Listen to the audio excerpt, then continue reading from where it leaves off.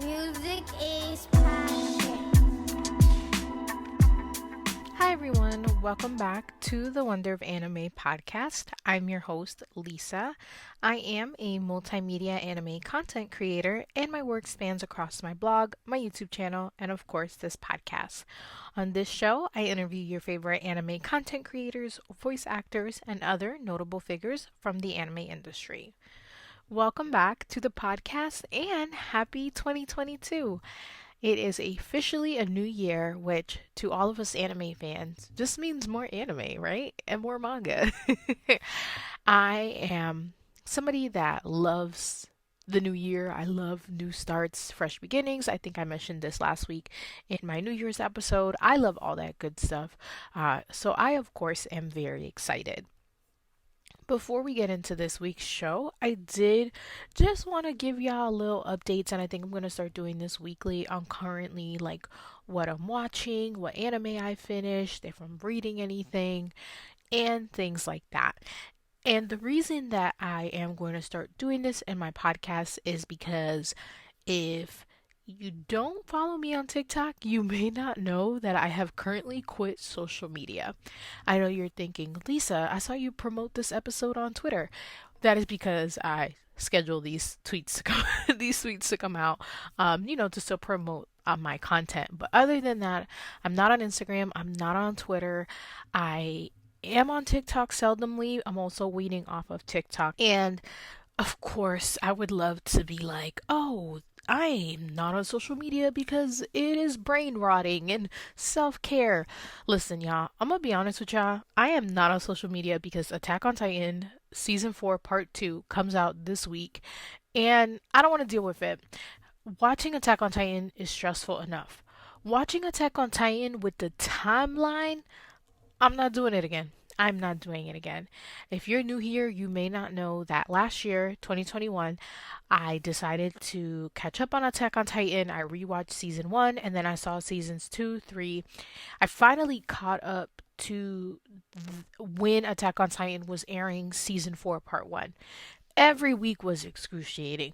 I would have to watch the episode and then I would have to relive the episode with the timeline. I'm just no, I'm not doing that. So as a result, I am not on social media until further notice, preferably until Attack on Titan is done airing. Now, I am working some things with some people, so I may be doing something on Twitter, but that would be limited to that activity. More on that at another time. But yeah, back to the podcast. So I say all this to say I'm going to be updating y'all on what I'm watching in the intro of the podcast.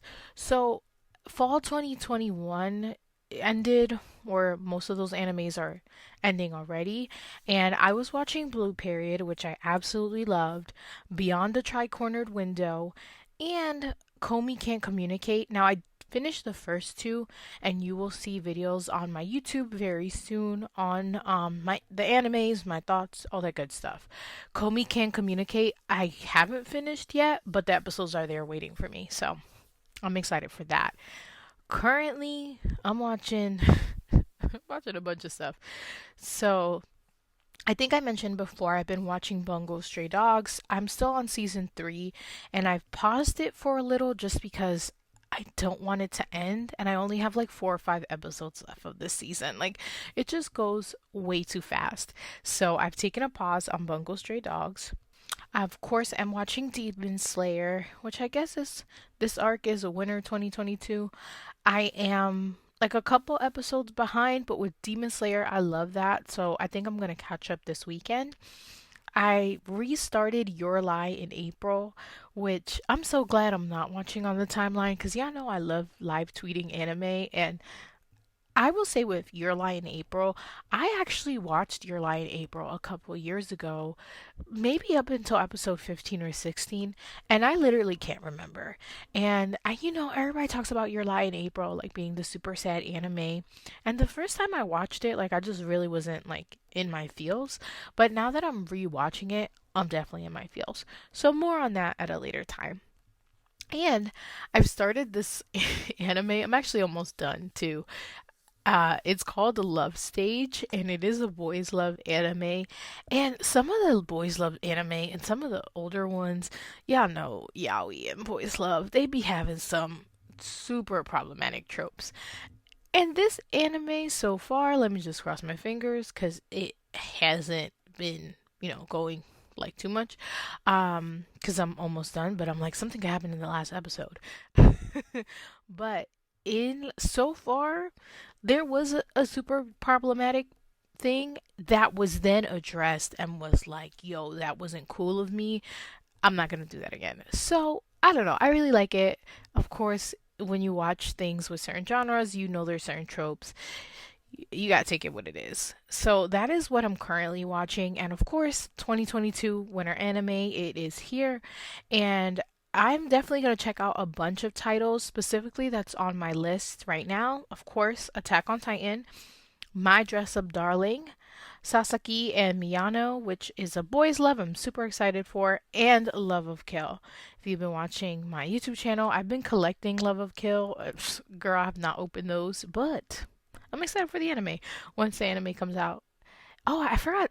Well, never mind. I was going to say I forgot an anime, but I don't think it's a winter anime. But yeah, those are my titles for what I'm currently watching, and I'm going to have to think about what I'm currently reading because I'm always reading a lot. So, this week's episode, I am so excited to be joined by Ronnie. You may know her as Wreck It Ronnie or Miss Bunny Black on Twitter, TikTok, Instagram, all your social medias.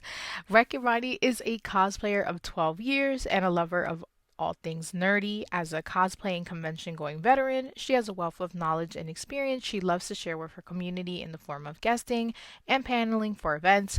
More recently, into her adulthood, she has married her love of cosplay and modeling into a career as a professional era cosplayer. She runs subsites for exclusive content and she's gained more freedom to cosplay and attend events. She's hosted panels on marketing and brand building across platforms and content forms in hopes of encouraging others to get into their passions to fund themselves. She's also very passionate about minority representation and respect within nerdy spheres and often collaborates with efforts to improve such spaces' inclusiveness. I met Ronnie at a panel at BlurredCon, and I immediately wanted to have her on my podcast. Her panel was about making money as a content creator in the anime industry, and yeah, this interview did not disappoint. First of all, me and Ronnie had so much fun just talking together. You're gonna hear us fangirl over, of course, anime given boys love, but this episode is truly, truly special. She actually dives really deep into how to make money cosplaying or, how to make money being a content creator. She has recommendations, she has a lot of tips, and we really get into it in this interview following her cosplay journey and just, everything that she does and what she represents in spaces like this. This was, of course, an amazing interview. Ronnie is such a beautiful person inside and out, and we had so much fun. So I'm excited for you guys to hear this episode. I will say, and I apologize in advance, the audio gets a little bit wonky at some points. It's not too bad. Obviously, I posted this episode, so it definitely is okay. I will just say I didn't realize there was some feedback until, of course, post editing the episode 2 weeks later, which I'm like, ugh. But it is all good because, like I said, it is very minor and the episode is just really, really good. But I did want to warn people because, sometimes as you listen to a podcast, you'd be like, I wonder if they know this XYZ happened. I'm aware.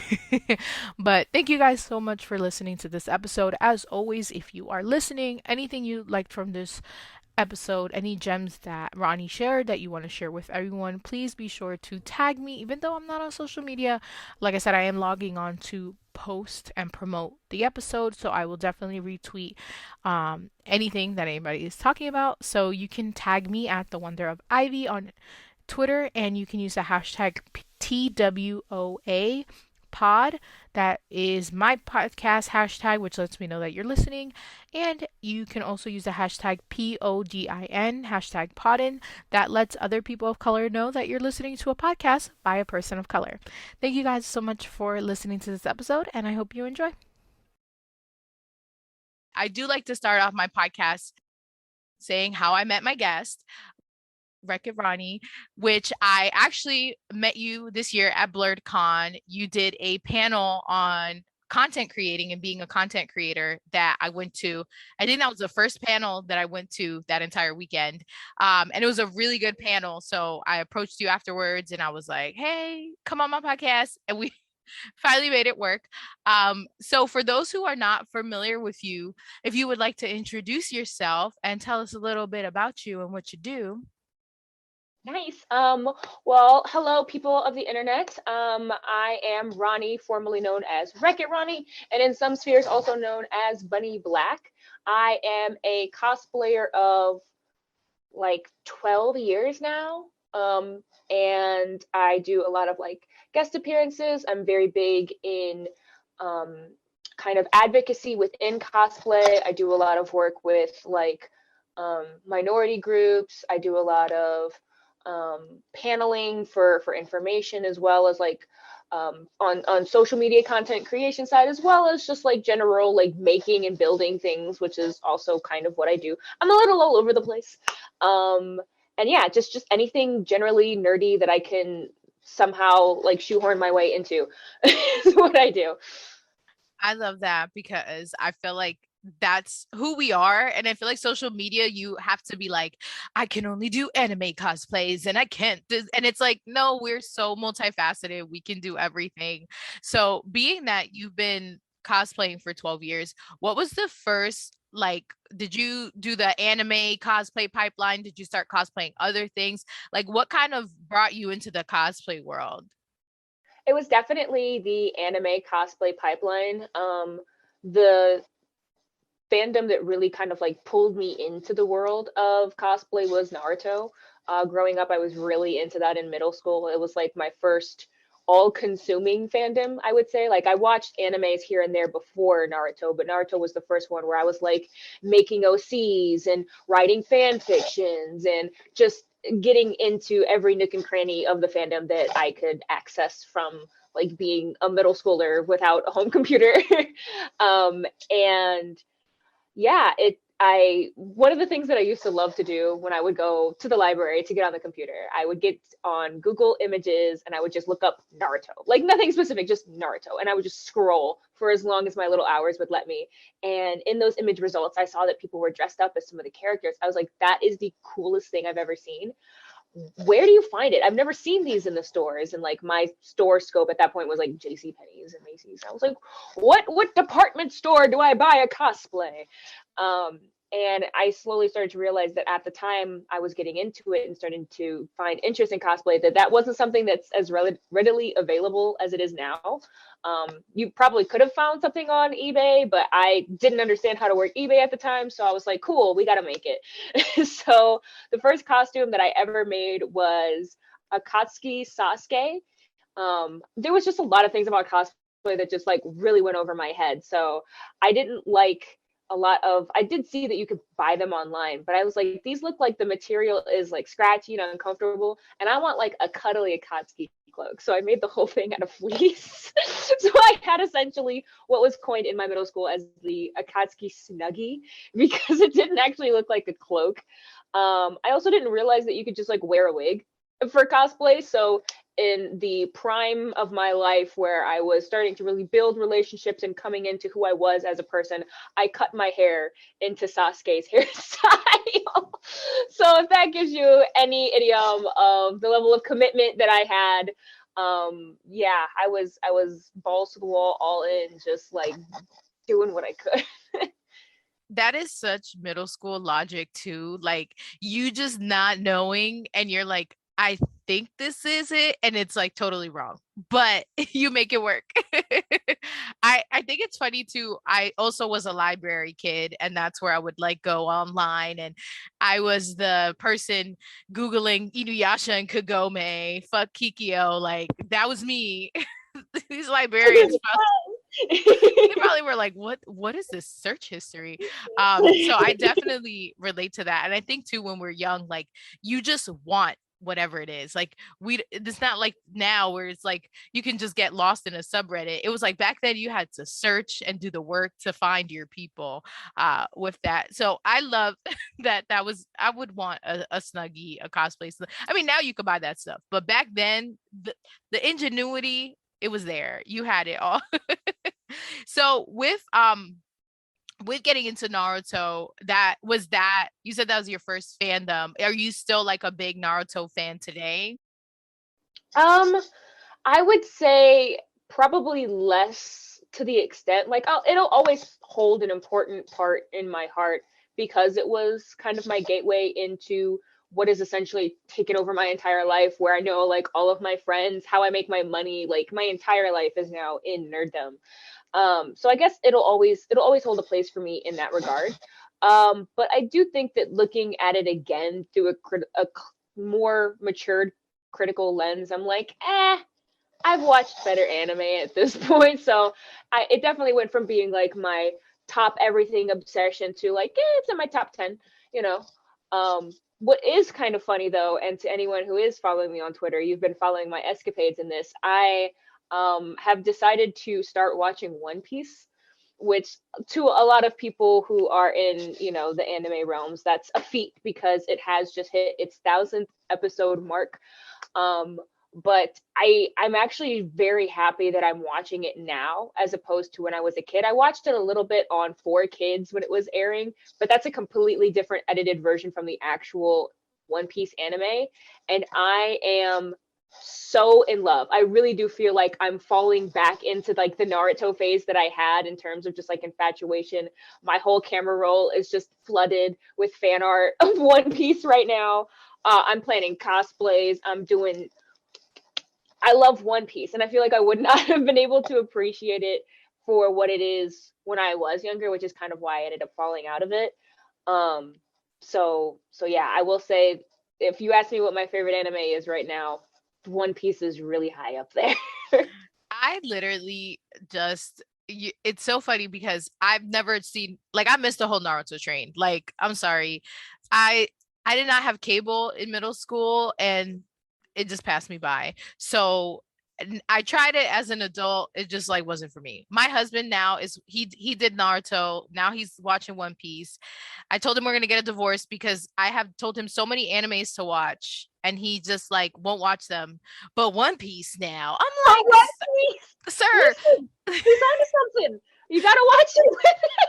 just I don't have the bandwidth, but I feel like exactly what, and I've said this in like previous videos of mine, like I did not get into Full Metal Alchemist till like 2 years ago, and it came out in 2011. Like there was mad time for me to watch this, but it was like until I watched it as an adult, like it would never have hit the same. And I feel like there's certain things that you find them when you're supposed to find them because that's when they're gonna mean something to you. Like literally right now I'm in like a Given. I'm obsessive. Like I get Love very, Given. girl, I just rewatched. I can't We can because talk about it all day. for some reason I like this week because I always go back and watch certain clips. And this weekend I was like, fuck it, I'm just rewatch the whole first season. Then I saw the movie and then I was like, oh, this is my whole life again. Although it never stopped being my whole life. So I get you with the obsessive personality. So when you were back in the day, do you remember like your first con that you went to and you cosplayed at?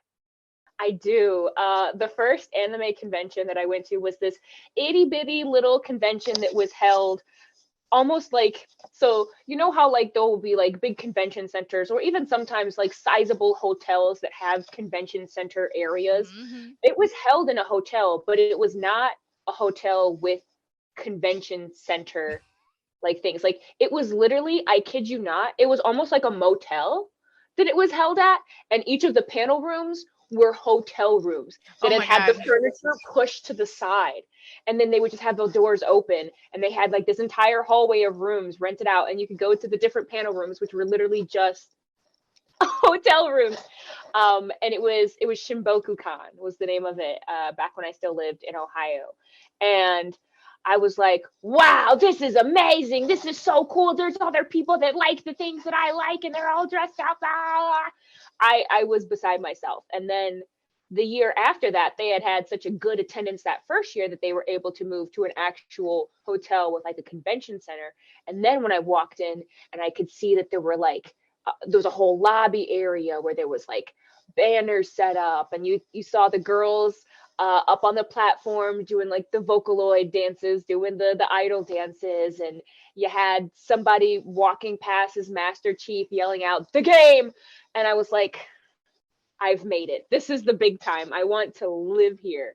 And I've made it a point to, finances, willing to go to like just about any con that I can. I it's so funny because you unlock this memory. I never grew up going to cons because my experience with anime was that like only white people liked anime and I'm not white. So I was like, girl, this ain't for me. The activity community wise of it, anime was always for me. And on Tumblr, when I would see cosplayers, it was always like white cosplayers and like again, not who I am as a person. So I didn't start going to cons until 2019 and I started going like as press and I was like, oh, I'll cover it for my blog. So I went to like this huge convention and then the next convention was like a smaller, it was maybe like the first year that they had it. And I was literally like so thrown back because I was like, what was I just had this other experience with this other con, but it was really cute. Like it was like at this LGBTQ plus center and it was like so like nice and niche. And I like love that con. And it's so funny because you think of a lot of these bigger cons and a lot of them started just as small, like, they were doing it like in a college like gym or something, and now they've expanded. So I love that I've gone to so many cons this year. I'm like, I'm here, I'm one of us now, finally. And now you go to the con space and you see more people that look like you, kind of like back then it wasn't like that. So when did you start attending? Well, I guess the better question is, when did you start doing cosplay where it kind of was like, okay, like this is actually, I'm creating content, like this is something where it's not just like a little hobby anymore. Like it was like, oh, I'm actually doing this. It's funny that you say that because honestly, until I was able to monetize it, I always just kind of considered it a hobby. And I was very reluctant to monetize it. Like people will tell you that they had been trying to get me, because I only really started monetizing my cosplay when like the rise of OnlyFans started to pop off. So there was the entire area of like Patreon cosplayers that I just like refused to take part in because in my head, I was at this point a semi working, I was either like a college student that worked part time or, just fresh into the workforce. And in my head, work was what you did so that you could cosplay. And I hated working. And the idea of making cosplay work in my head means that I would end up hating cosplay. And I didn't want to do that. I was like, I don't want to be forced to cosplay something I don't want to cosplay. I don't want to be, feel like I have to have deadlines outside of like a con that I want to have a costume at to make certain, things. And I was also, and a lot of people will tell you that even though I was on social media, I was notoriously bad at social media until I started monetizing my cosplay. And I was also reluctant to monetize it because I didn't want to get better at social media. I had made it a personal goal of mine to stay off of it as much as I could because it hurt my feelings. So it was definitely like a kicking and screaming ball and chain sort of, pull into it. But yeah, I would say it was a hobby for when did I really start monetizing it? It couldn't have been since like maybe 2019.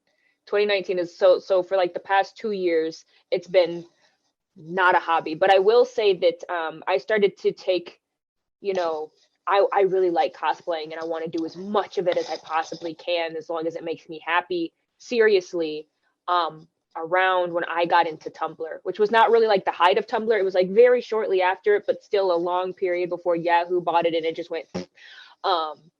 And I was cosplaying it. It was like Hitalia is how I kind of was starting in the Tumblr area. And then as Hitalia's popularity started to die out and a lot of us almost unanimously funneled into the Homestuck fandom, and I started cosplaying from Homestuck and people started telling me, oh, you're my headcanon for this character, or oh, I love that you cosplay and you're Black, and you provide representation, or you provide example for people who also want to cosplay but don't feel like they can. And I don't think that by any means I'm like the bar for Black cosplay. I'm very light skinned, but I will say that I do think the time that I was doing it, there just wasn't many of us, and I provided kind of like a gateway for some people to realize that that was something that was accessible to them. I don't think that I'm like the best crafter out there or anything. And I've loved watching some of these other Black cosplayers who I also get to call, you know, my friends, kind of start up and rise to like absolute stardom, because of their abilities and just their talent for the medium. So I kind of feel like the grandfather. I'm like a cosplay veteran. I feel like at this point, I'm not even that old, but I just started so young. So yeah, I feel like I kind of got off topic with that a little bit, but No, that's perfect, because I think there's a lot of rise right now in cosplayers, specifically for creating social media content. But a lot of us OGs remember that you just cosplayed to cosplay.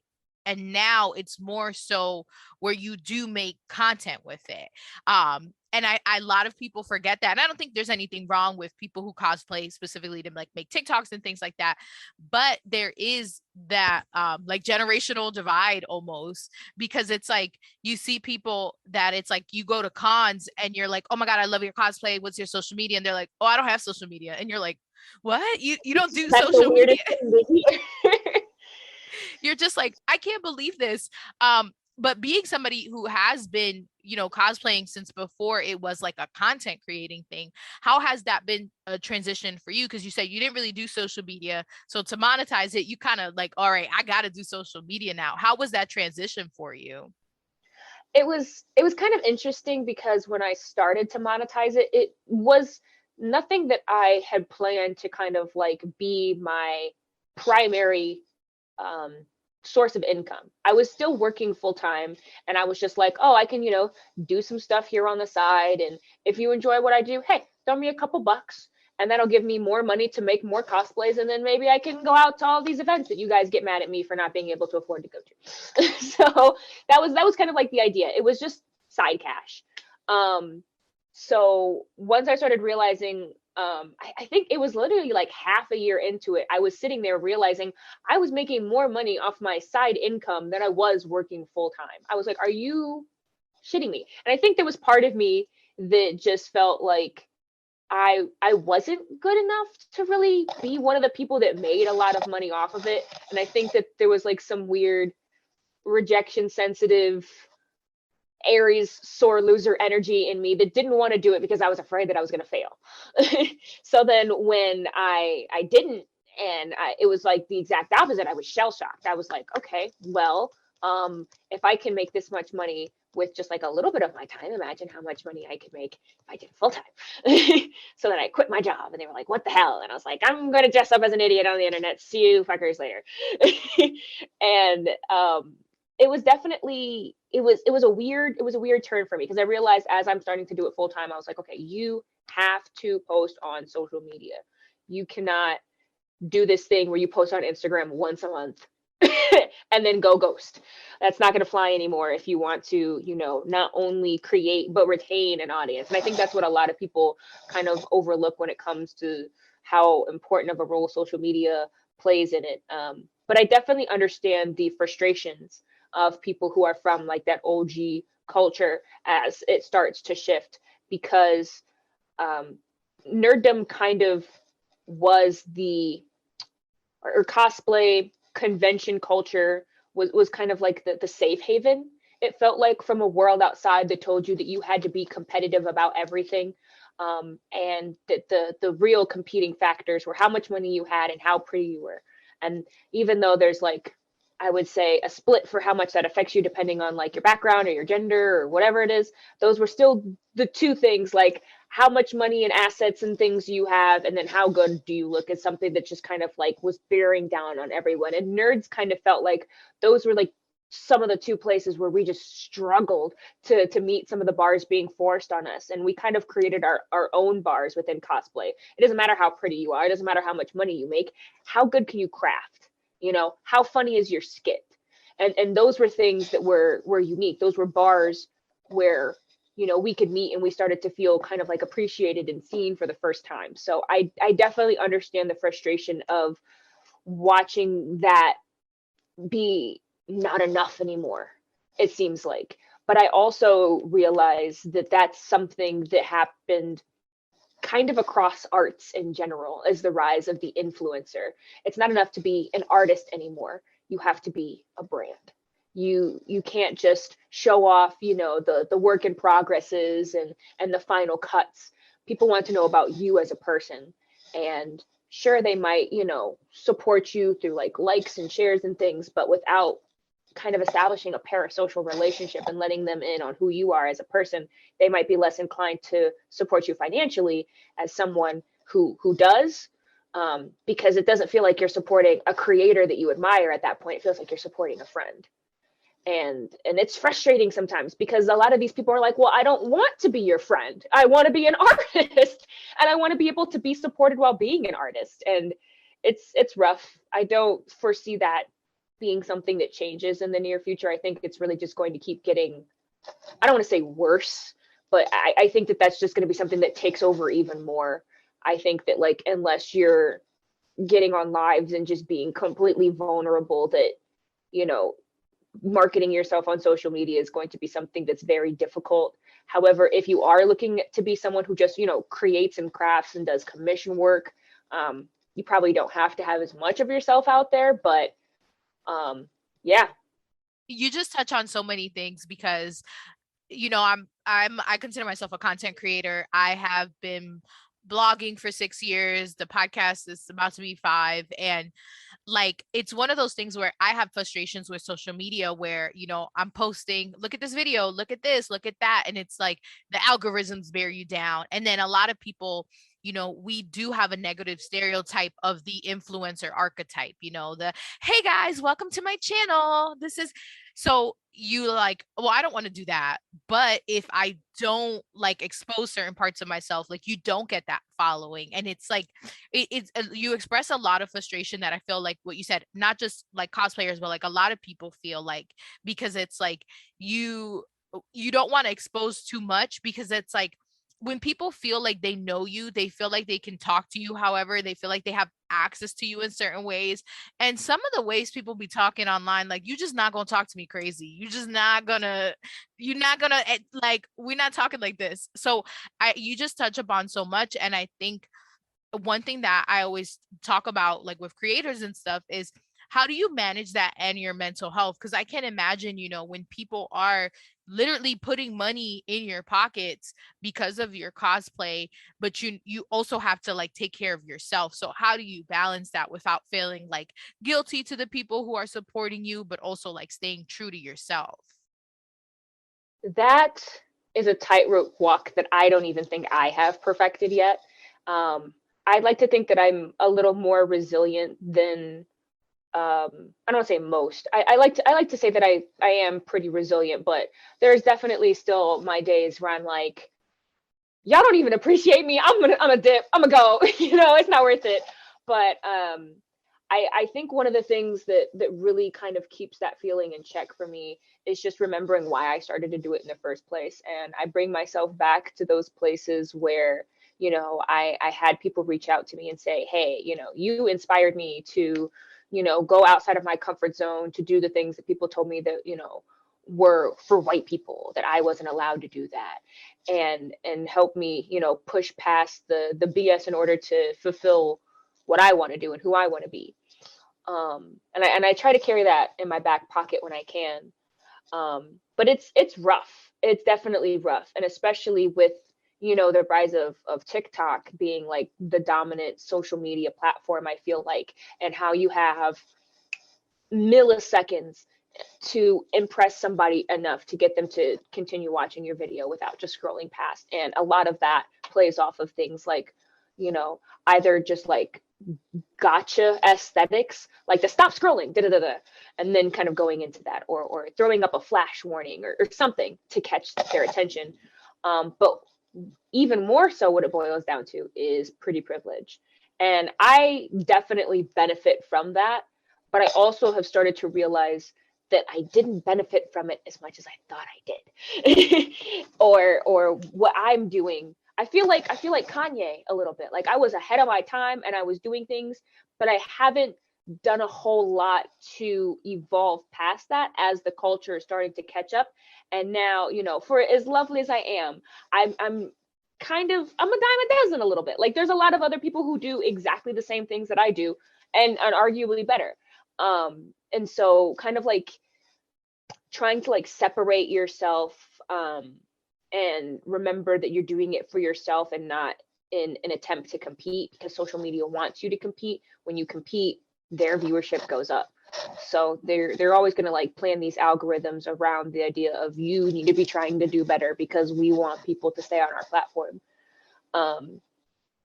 Yeah, it's definitely difficult. Another thing that is important is just, checking out of social media when you need to. I am somebody who, at least for like my sub sites, I will schedule all my posts weeks in advance to keep myself from like feeling like I have to be on it all the time. I will let it post when it needs to. I will come check my messages and answer. And unfortunately, with like the anonymity of the internet, a lot of people are going to act like they can talk to you any type of way. I will say that I do feel empowered to just block people. I used to be like, oh, let me try to educate you on why that was not okay, and let you grow. And I have now subscribed to the ideology that that is something that they can do on their own. And so if somebody talks to me some type of way, I don't care how long they've been following me. I don't care, how often they share my things. If you make me feel uncomfortable on my space that I've created for me, you got to go. Like that's not something at this point in my life that I'm willing to compromise on. And I encourage other people to be generous with the block button. Yeah, you have to set those boundaries because I feel like, I also used to be in a lot of spaces too where it's like educate. I don't motherfucker, Google's free. Google is free. I'm nobody's teacher. Y'all not paying me. And especially I feel like people got some nerve hopping in like, black cosplayer spaces and then you want them to do the work to educate you. No, we're not doing that. We're not doing that. Um I I wanted to touch upon because like I said, I attended your panel at BlurredCon and it was about being a content creator and you mentioned, scheduling the content and having a calendar and prepping things in advance. With your cosplays, most of them you build everything yourself, right? Like or you don't used to. I definitely used to more, but that was mostly just because it wasn't available to purchase online. I will still make certain costumes, especially if it's just, a very niche character that I can't find online, or it's a really complicated build and there just aren't any well-made pre-bought costumes. But if I can buy it, I will. Good, because we got to save time and money. I hate when people are like don't buy, and it's like no, we're gonna do that. So when you are like, if you don't mind sharing, like kind of like what's your process, like you think of a character you want to cosplay, do you think of the cosplay first, do you think of the content first, like what's that thought process? Sometimes it's a little bit of both, honestly. I've found a lot with TikTok recently that I've been coming up with content before I decide to cosplay the character. Like I'll listen to a sound and be like, oh my God, that would be perfect for this character. Now I have to cosplay them, god damn it. But there is also like, oh, I know that I'm going to be cosplaying Lola Bunny, so I'll be scrolling through TikTok, I see a Lola Bunny audio and I'm like, well, I gotta say that because I know that that's a cosplay that I've got in the works. So it's definitely a little bit of both. And when you're planning like content for months in advance, what does that look like? Like, is that, or like in a month advance? I said months, like you're doing like a year. But like, so is it like photos? Like, what kind of content goes into that? Because like, I think like where TikTok, you run into this issue where if you don't hop on it, then like the sound, it's not trending no more. You the last person to use it. But I know you have like picture content and things like that. So what kind of like goes into that mindset when you're planning out long term? Mhm. I will say, luckily, that because cosplay is my full-time work and how I make my money, I am lucky that when I'm doing my work to make my money, I am also doing the work to make the content that I need to promote it as well. Um, so I'm in a costume. I got my phone on my tripod. I'm getting ready to take probably 1 to 200 photos in an instance, because I'm going to be using that as content for my subsites. And then I'm going to cherry pick my absolute favorites out of those. And those are what's going to go on my social media. That's what I'm going to plan out to be posting in advance. And I will say that, like, even I'm not perfect when it comes to like scheduling and making sure that I get, content out all the time. So I totally understand it, but it's just something that we have to remember, and also something that I stressed in the panel that I hosted as well, is that the quality of content is always going to be subjective. Post something if you can, if you have it. I know you might like, well, it's not my best. There's still someone who's going to think that's the coolest thing they've ever seen. And I feel like we're kind of like, it's kind of like being an artist that paints. You spend so much time looking at a painting, you're like, I hate this, and you're also looking at it like very close. You're seeing all the cracks in the paint, you're seeing all the blips where the line was a little too big or a little too small, and you're picking apart all the little details.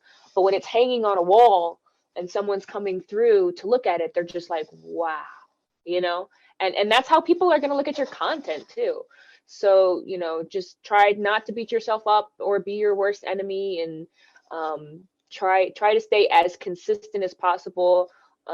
There's a content creator. He's not really like in the nerddom field, but he just kind of does like comedy. He's like a Black creator that I follow, To Hear More, who says this constantly, and I live by this. He says consistency is always more important than talent. So being able to continue to do what you want to do is always going to trump being the most articulate person to do it. That's so true. And a couple things. One, that are you watching the anime Blue Period? Are you like a slice of life person? So I am, but I've never heard of that.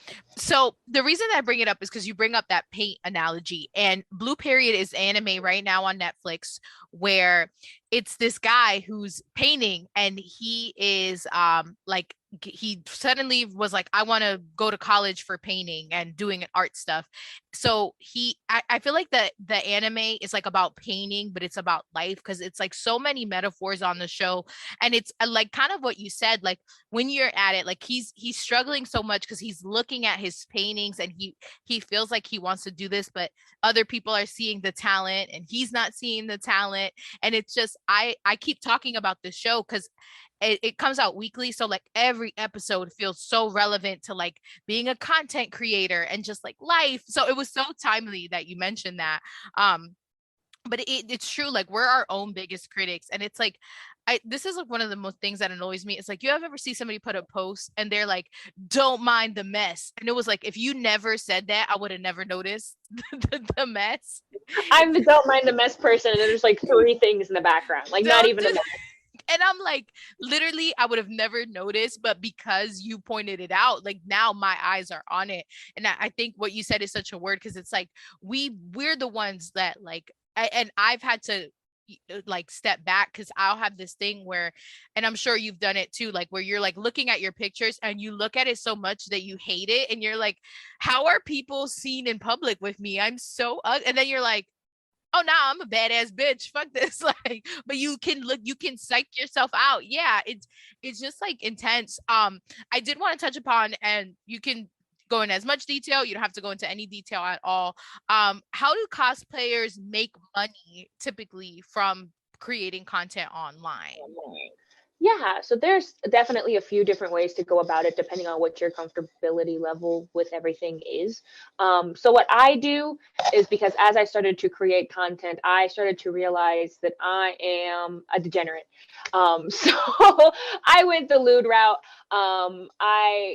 There's a lot of money to be had in adult entertainment in general because there's a lot of taboo surrounding it. And there's just kind of like, I feel like niche markets. So if you're able to appeal to people who want to spend money on adult entertainment that are also in the nerd community, where a lot of us tend to be, overlooked or, counted out in terms of things, again, like, pretty privilege or classism in general, that, that's a very easy way to get in and create quick cash. But other things that you can do are still doing sub sites, but maybe like priced lower if you don't think that you're going to be doing anything that's like super like not safe for work. I've seen a lot of people who will do Patreons or OnlyFans that are like $1 to $3 subs, and then only things that they'll have on there are like behind the scenes looks, or quick tutorials on how to do things, or like live streams that they host for just those people in specific, where they can really get to know that content creator. So I will say that making money in that terms is going to involve you being very social media savvy. It's going to involve you interacting with your audience and doing those parasocial relationships. If you're not looking to do anything like that, you can always do things like YouTube and TikTok and monetization. They pay you some, not a whole lot. So I would also recommend, if that is the route you'd like to be taking, to look into additional sponsors. You'll probably be watching lots of, your absolute favorite YouTube videos that get like hundreds of thousands of views. And I'm going to say like 9 out of 10 of them are going to have a spot within their video where they stop talking about whatever they're talking about to let you know that this company has sponsored the episode and give you a little more information about the product. So those product spots are another way to raise money, but that's definitely for someone who usually already has a very established audience, as well as somebody who has things like a media kit where you can showcase to potential sponsors how much reach you have, how many engagement posts, how much engagement you have per post, things like that. So if that's, the realm that you're looking to get into, have a media kit. And there's lots of like YouTube videos and tutorials on how to do that around as well. You can also just do like commission work. If you really like crafting and working with your hands, but you're like, I don't want to do social media, just being someone that creates custom costumes for other people who want to be, the social media influencer and want really cool costumes, but don't feel like investing their time more so into figuring out how to create that, you'll be an asset to them in that regard. I know specific content creators who have, costume creators who will almost exclusively make costumes for only them, because they're constantly pushing out new costumes and new content, or they will make wigs, or they'll do makeup, or they'll do whatever for almost that specific creator, because they're so well established that they're able to kind of put them on payroll. So that's definitely something to look into as well. And going to guest at conventions as well. A lot of the time, you don't have like, if you're really well known, you can get an appearance fee from the con. You can get, actually, on top of all your expenses paid to go there, they'll give you an additional pay on top of that. And a lot of those guests will also then host tables where you can sell merchandise and talk to people, and then just selling the merch in that way, or just having online print shops, things of that nature. So I would say there's definitely a lot of different ways to go about it, but those are, I would say, the main ones. Thank you for breaking that down for people. I love that you call yourself a degenerate, because I've never thought to call myself that, but I feel like I'm in my degenerate era. As I've done this whole like, I had an episode about this where I used to like never like look at hentai or smut, and now I'm like on my main account like, bitch, this is sexy as fuck, like inject this into my posting porn on me. listen. We know out accounts, like I'm watching this yaoi smut and I need to talk about it. But I love that, because I think too that previously, I think like last year, I had a content creator who was just getting into like OnlyFans.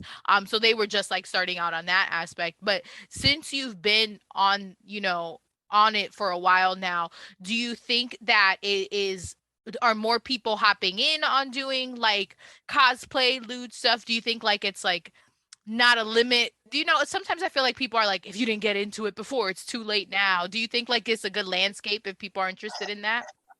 I definitely, so I'm going to let you know right off the bat that one of the first most historical jobs that will be around no matter if we fall into complete apocalypse as a society is sex work.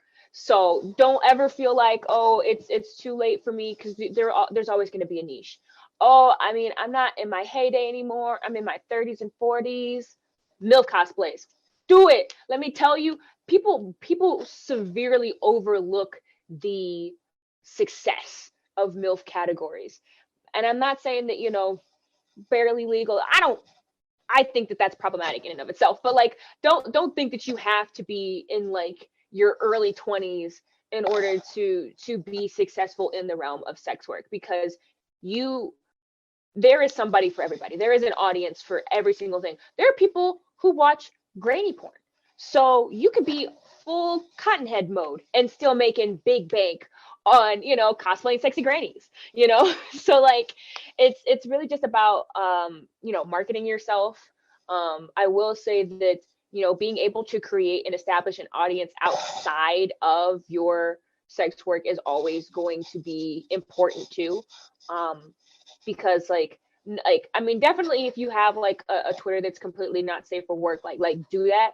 But being able to have aspects of you that are safe for work so that people kind of connect to you first has been something that has severely like changed, I feel like, my trajectory as a sex worker. That there's a lot of people who kind of like fell in love with me as a person or as just like an artist first, and then they were like, I want to see you naked, and I'm like, well, it's there for you, so you don't have to worry about it. But yeah, I would definitely say, being able to balance both of those is important. It's not going anywhere, but if I can give you some bit of advice as somebody who fell into OnlyFans as it was like really starting to take off.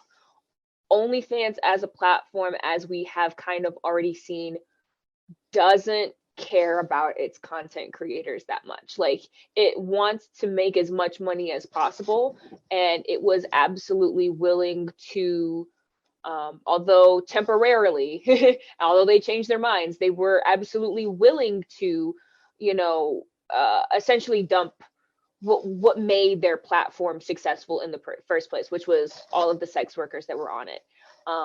They did make an attempt, I believe it was last year, to completely get rid of all not safe for work content within the site, with very vague loophole-ish sort of rules and guidelines. And what a lot of people who decided that that they were going to give OnlyFans a second chance, since they've recanted that statement, don't realize is that after that ordeal, they did change their terms of service to say, should they decide to do this again in the future, that they have no obligation to notify us. So you can definitely you could quit your job, you could be making as much money on this as you want, but if they decide 2-3 years down the line that they want to try it again, and you don't have any backups, and this is like your entire way of living, that's you on the line and not them.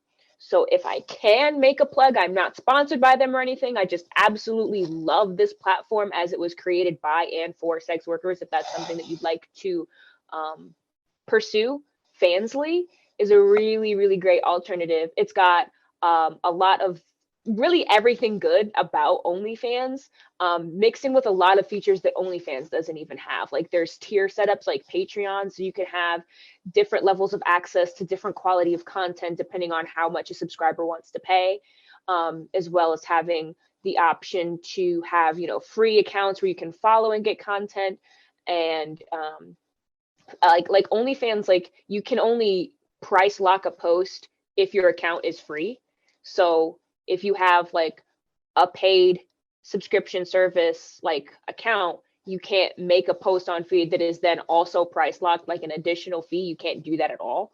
But you can do that on Fansly. And you can also make it so that it's different prices for each of those different tiers. So you can make it so that the higher paying tiers can get discounts. I could probably go on forever. I really do love this site, and I'm very happy to be there. So if that's something that you would be interested in doing, I don't foresee Fansly ever changing its morals, considering that it was founded entirely by sex workers.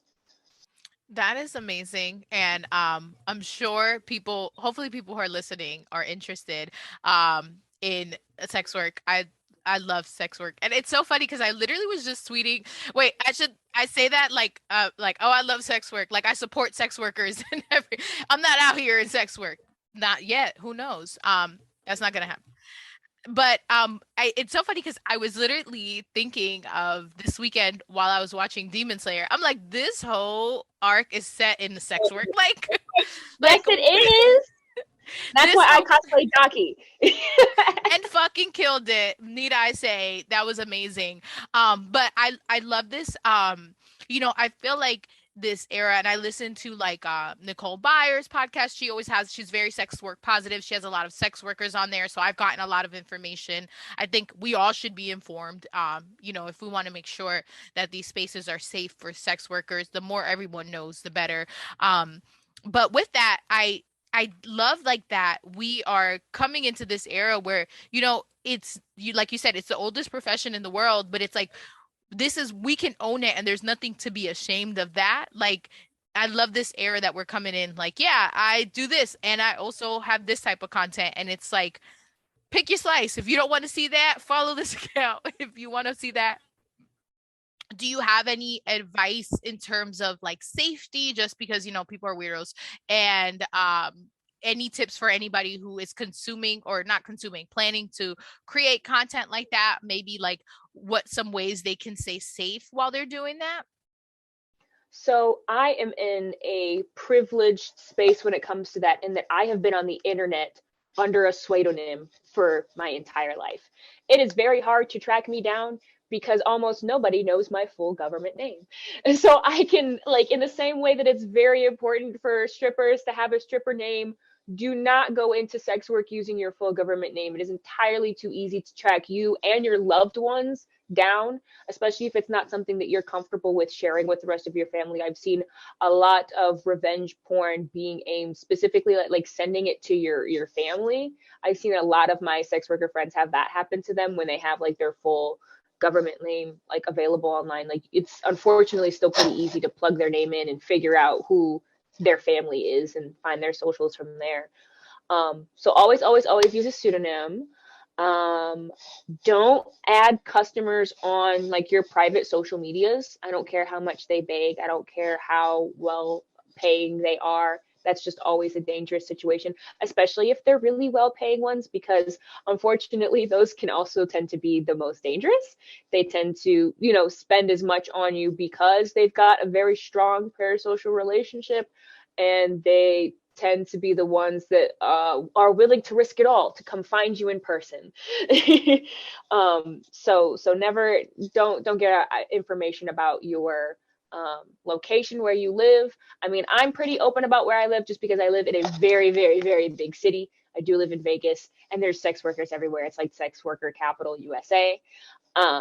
So I would say maybe that's fine. If you say that, oh, I live in Chicago somewhere, that's huge. That's fine. I live in Atlanta somewhere, same thing.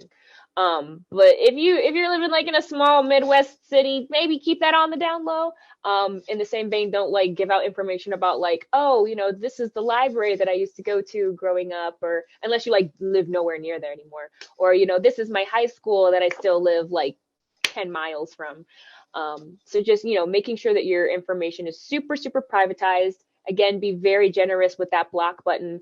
I know sometimes we can be hesitant as sex workers to draw boundaries because to us, it feels like a customer service role. And in the same way, you kind of like are in Dunkin' Donuts accepting verbal harassment from the Karen that didn't like the temperature of her coffee. Sometimes we feel like we have to put up with feedback that's not constructive and just like awful things that people have to say and think about us, and you don't. And that is the absolute beauty of our line of work. You do not have to put up with anything you do not want to. If somebody is messing with your peace of mind, block them, get rid of them.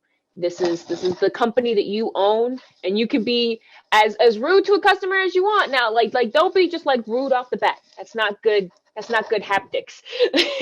But yeah, like feel free to like do not be afraid to be labeled a bitch for for having boundaries as a sex worker, because I feel like more than any other line of work, we need to have and stick by our boundaries.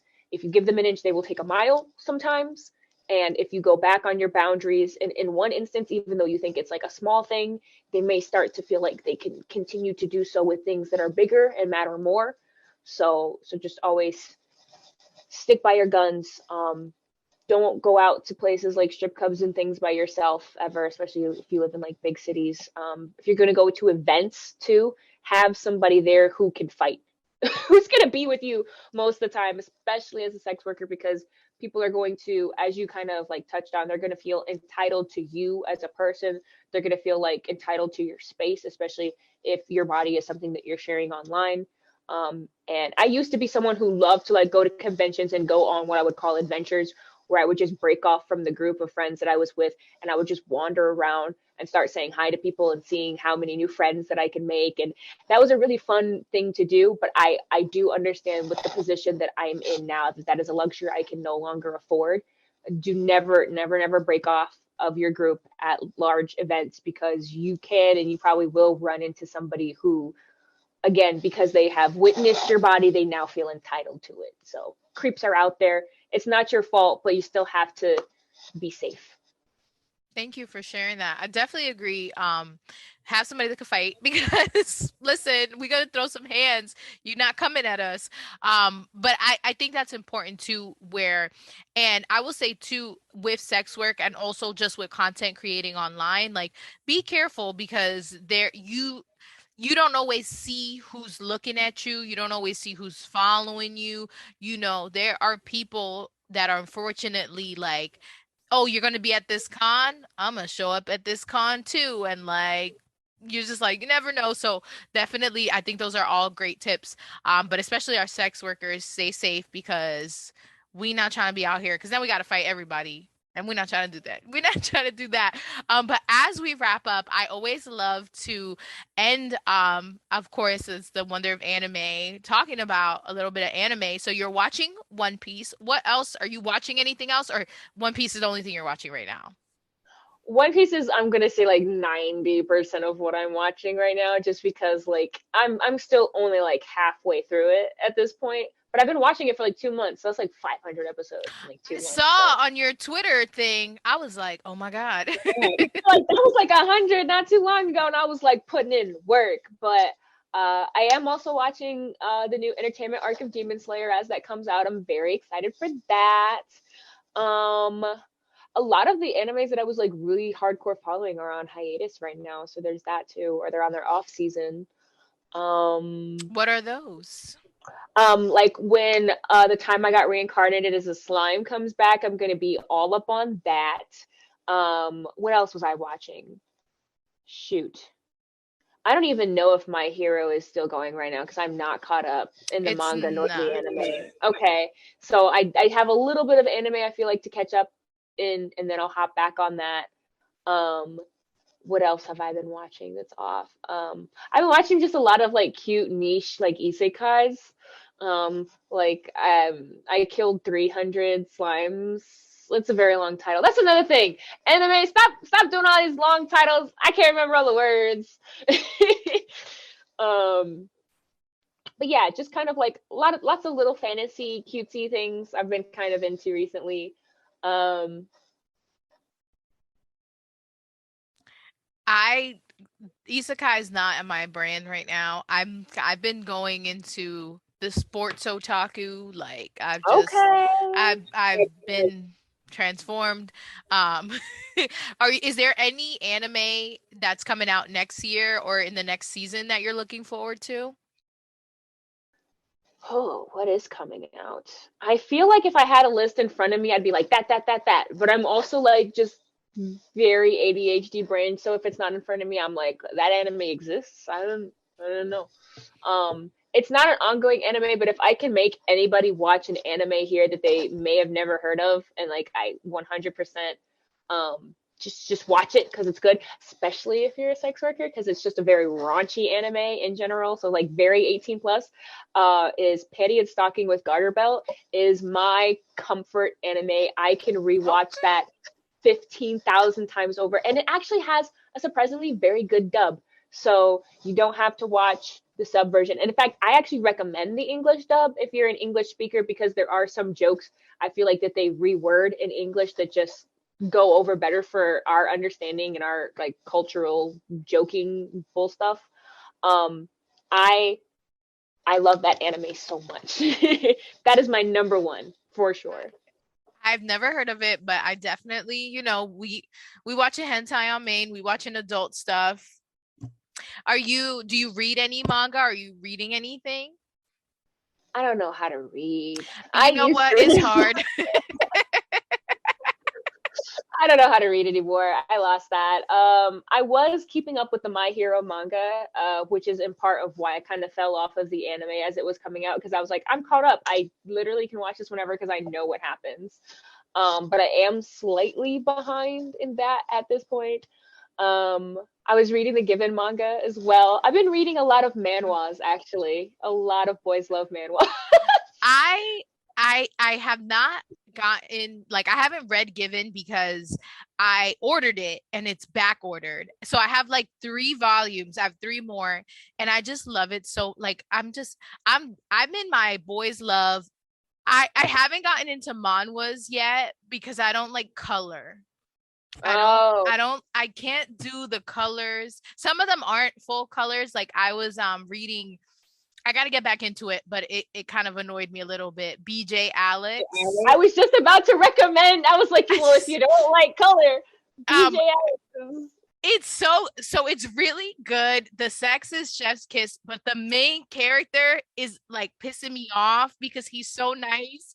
And I'm like, listen, my favorite like smut genres, we're gonna get into it. My favorite smut genres are Yakuza and sex workers. Like those are my top, especially when it's like, oh, I'm gonna be your customer, but I want you. And it's like, yes. And then the Yakuza, a woman of culture. Listen,